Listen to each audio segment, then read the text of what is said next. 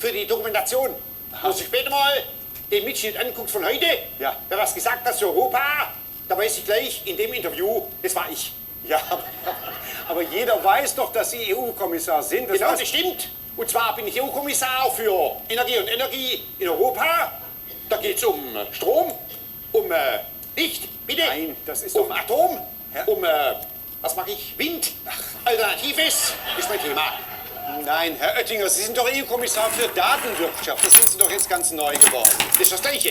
Nein, Daten sind Daten und Energie ist Energie. Ja. Sind Sie sicher? Ja. Das hat mir keiner gesagt.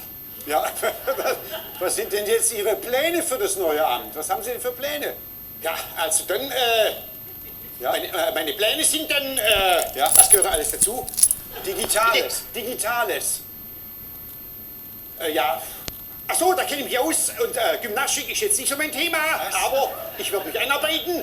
Pilates, großartig. Nein.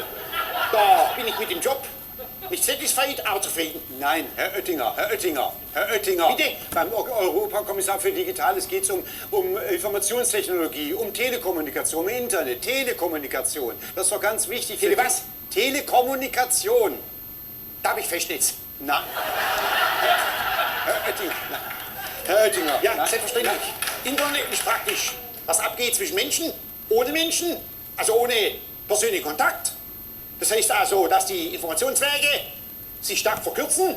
Was? Das gilt auch für einen Witz. Für einen Witz, bitte was? Für einen Witz. Ja. Da ist die Pointe, wenn man schon am Anfang so kurz ist das. Aha, und geben Sie ein Beispiel Ja, ein vielleicht? Beispiel wäre, beim Witz, da treffen sich zwei. Und? Das ist der Witz. Ach, also das ist ja wirklich klar. Sind Sie man sagt, Sie sind eine Fehlbesetzung, hat er schon gesagt. Das täuscht. Aha. Der Posten war einer von dreien, die ich angestrebt habe. Ah, welche drei waren das denn? Das war Energie, Ja.